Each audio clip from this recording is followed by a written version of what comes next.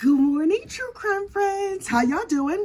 Look, okay, it's a Friday. Happy Friday to everybody. And I thought we're not going to be in a new case today because why would we be in a new case today? There's no new cases that are around that I'm following. And then, how did I get involved with this case, y'all? Let me be abundantly clear. I am blaming Brandy Churchwell and the 13th jurors over there on the 13th jury live stream. Good morning, Miss Brandy. Happy final day of treatment. Look, I was not going to touch this case. I was not going to bother this case. But then I was like, well, let me just go hang out with my girlfriend Brandy on the live stream while I get some work done because, you know, I had to get work done. And then I fell into this case. Child. The state of Tennessee versus Robin Howington. I want to call her Robin Howington for some reason, but it's Robin Howington. Y'all, this case is a whole mess. Let me just give you a skosh of background. So, look, this is what I'm going to give you what I think happened and then what Robin said happened. So Robin, who was, she had a nice thriving business in marketing and sales of narcotics. And she had 2 kids. Well, actually she had 3 kids by 3 different men. Okay, you getting the picture of the type of lady we talking about?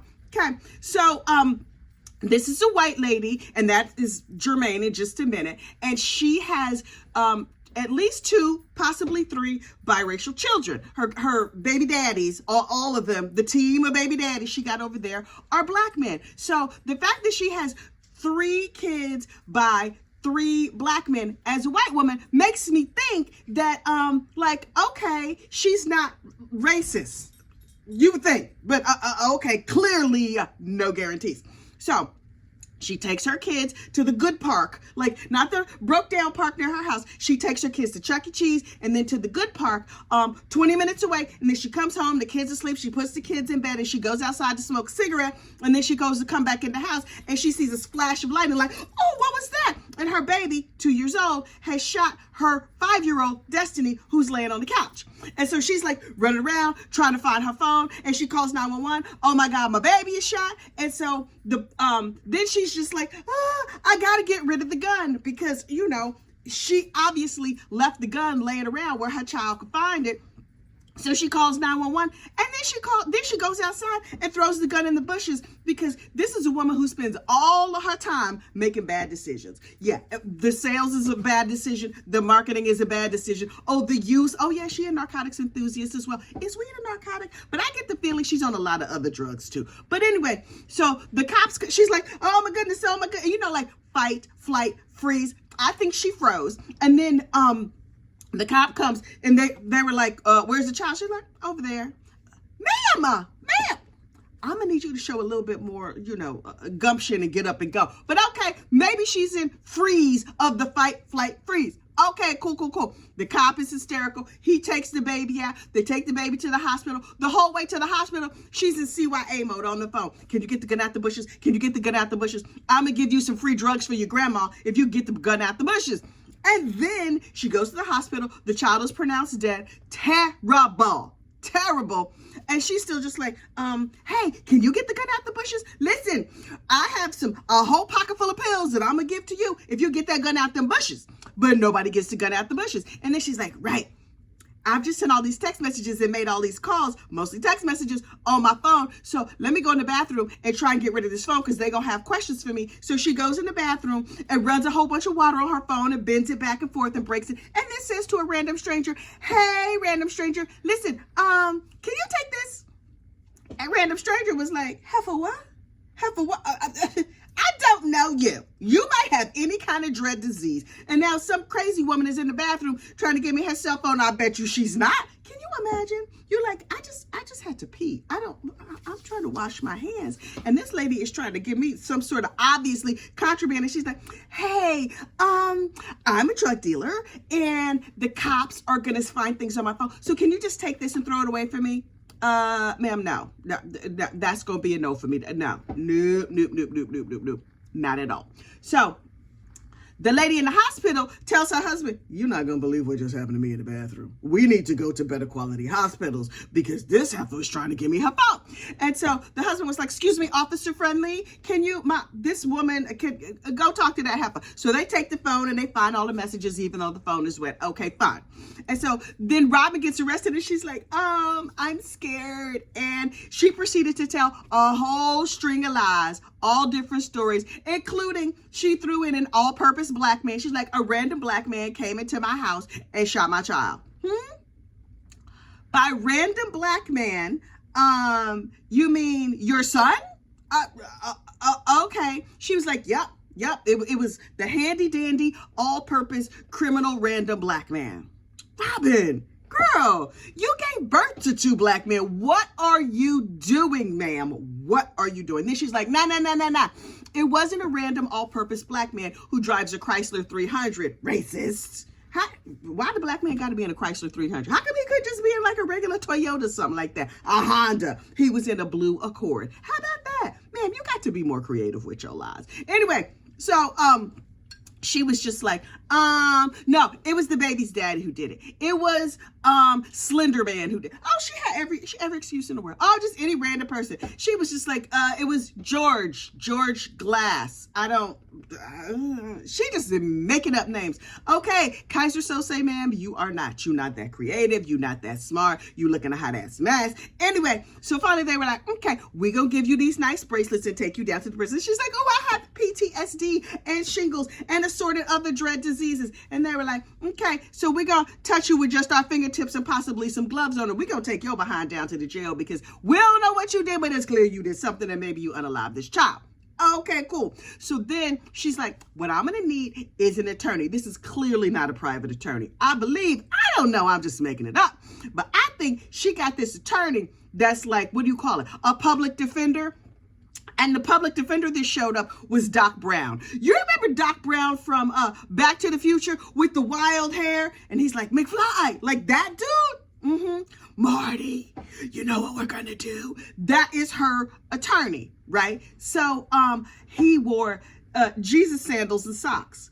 I understand that all kinds of people go to law school and we can't judge people by their appearances, although we do constantly. Not just me, you know you do it too. Come on now. You see somebody walking down the street looking crazy, you're like, oh, no.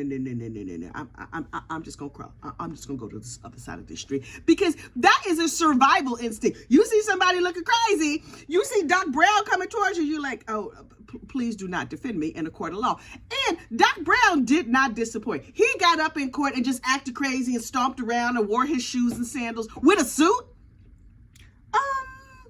You have like suit Birkenstocks? Do they make those with socks? Sir, maybe he has a foot condition. I'm gonna give him a little bit of grace, but sweet Jesus.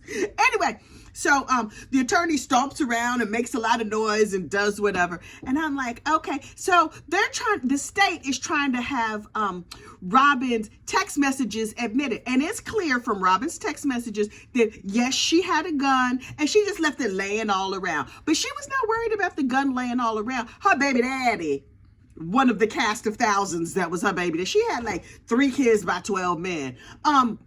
He was like, why you leave the gun out all the time? You always leave the gun where the kids can find it. Constantly, the gun is laying there where the kids can find it. Hang on, you know I done talk my throat dry. Hang on. And so she was like, don't worry about what I'm doing. You worry about them. Now, the word she said, I can only say this once because I'm not sure how algorithms work really. So she kept talking about the junkie hoes. But we can't be saying words like that here on the Tubes of You. So we're going to call them trashy garden tools, right? But you know, when I say trashy garden tool, you know what I really mean.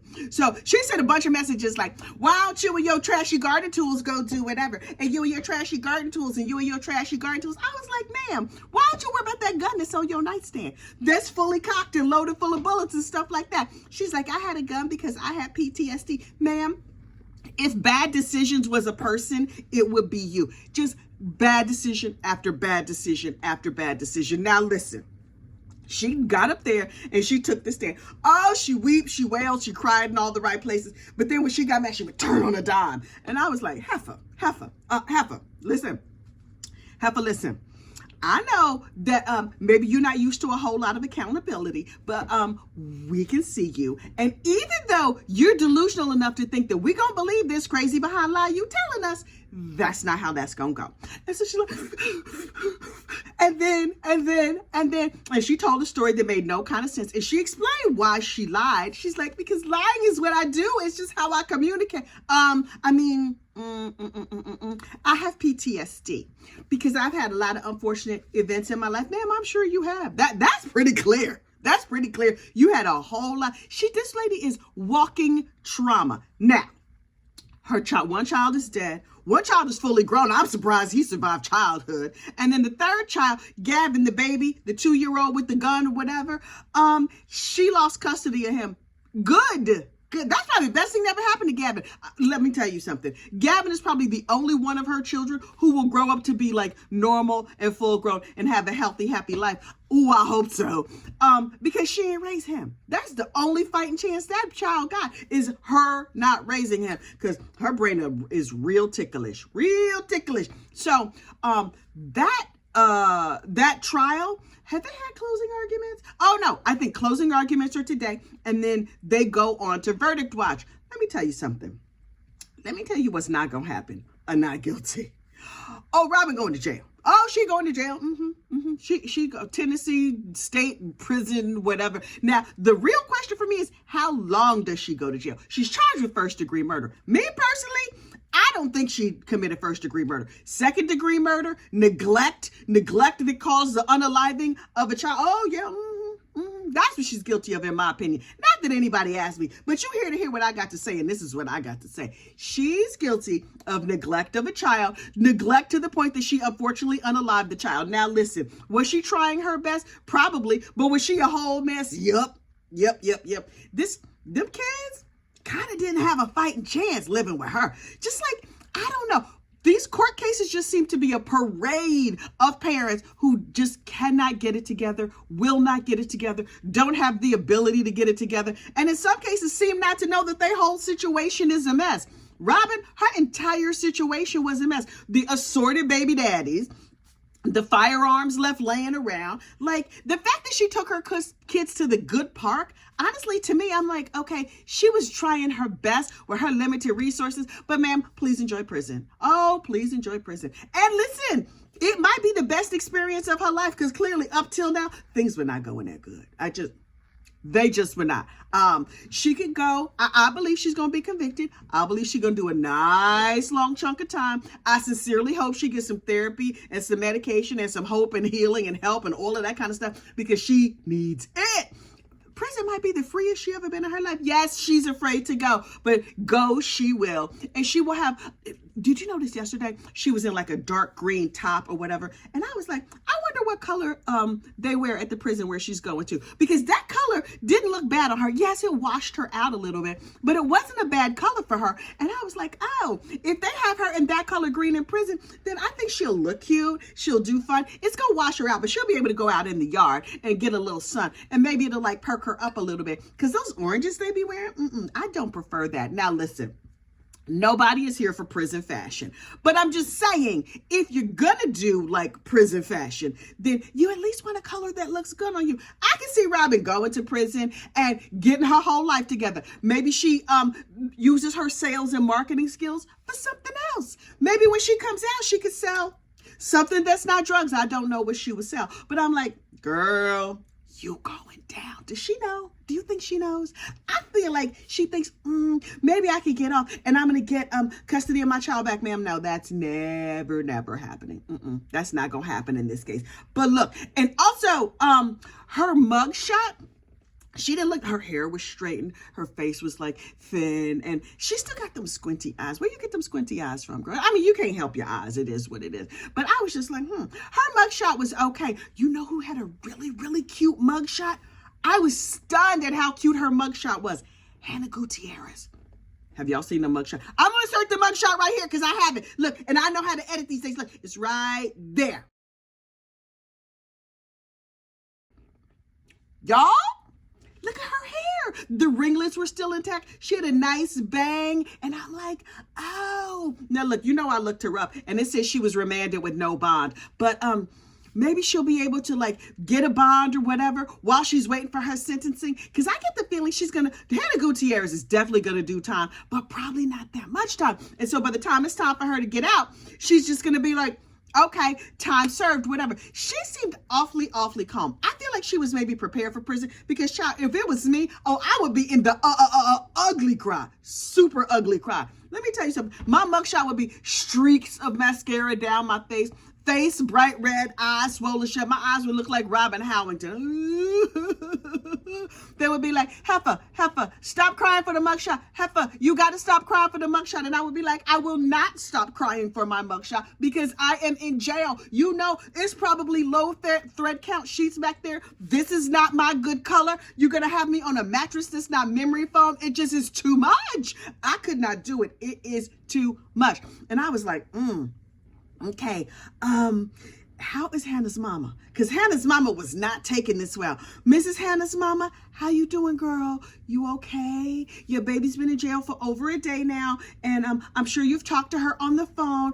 Are you okay? Did Mr. Thelreed pat your little head and make you feel better? Ma'am, you know you can't take any soothing narcotics. I'm just saying, Stacy's Hannah's mom, girl, I hope it gets better. And Stacy's mom, don't read the Yelp reviews for that prison because, you know, I went and read them and they were all bad. Although, is anybody giving good Yelp reviews for local county jail or whatever? Like, I enjoyed my experience. Here's the thing. The Santa Fe, New Mexico County Jail, their Yelp reviews are terrible. It's dirty. The food is bad, as you would expect. Here's the thing though, they had like not a whole ton of reviews, but they had several reviews. One review was like 5 stars. Who's giving a local county jail a 5-star review? This is what I want to know. Are you there that often? You're like, oh, they've improved everything. They've upgraded the bathrooms from a hole in the ground to like one that flushes. Like, what does it take to get a good review at a county jail? Are there good jails in the U.S.? Something tells me no. It's a lot going on. But look, I need to get on with the rest of my day. You need to get on with the rest of your day.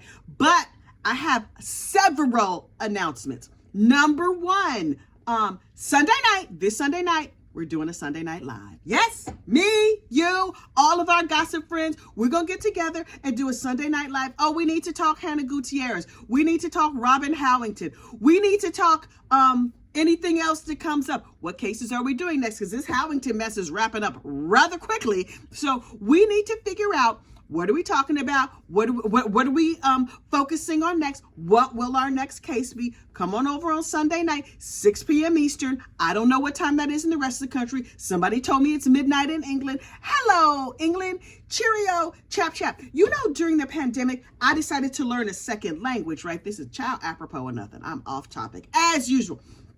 During the pandemic, I decided to learn a second language, but I'm lazy. So I decided to learn English, but British English. And for like 2 or 3 weeks, every day I was watching videos on RP. Oh yes, I know things. RP is received pronunciation. And that's what like the kids who go to private school or whatever, those who are from down south, the south side of England, they use RP when they speak. And I don't think they say cheerio and chap.